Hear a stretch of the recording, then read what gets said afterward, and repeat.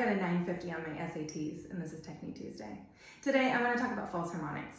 Now, the way you play false harmonics is by pressing one note down against the board, just like you normally would, and then taking another finger and touching the string above that. The interval that you produce, or the note that you produce, depends on the interval between the bottom note and the top note. So the most common ones that I see are between a fourth and a fifth, and so those are what we're going to focus on today. So if you play a fourth between the bottom note and the top note, that produces a note that's 2 octaves above the bottom note. In this case, that would be a G, 2 octaves above. If you play a fifth between the two, that produces a note that's an octave above the top note, in this case, D. Like any harmonics, you have to play with a very fast bow speed and a bow placement that's a lot closer to the bridge than you think you need to. Not too close though.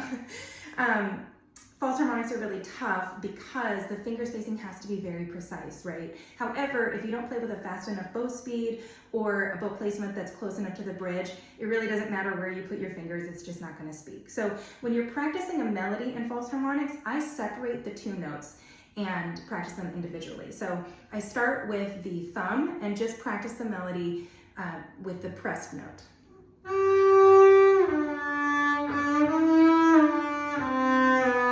This just helps me focus on my shifting, and I also sort of hover my third finger over just so I can practice that handshake while I'm moving. So then I sort of alternate between the bottom note and the top note.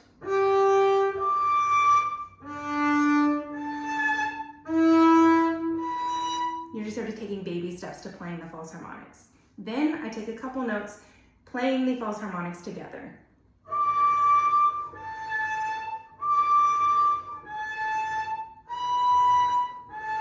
Again, watch out for your bow speed and your bow placement.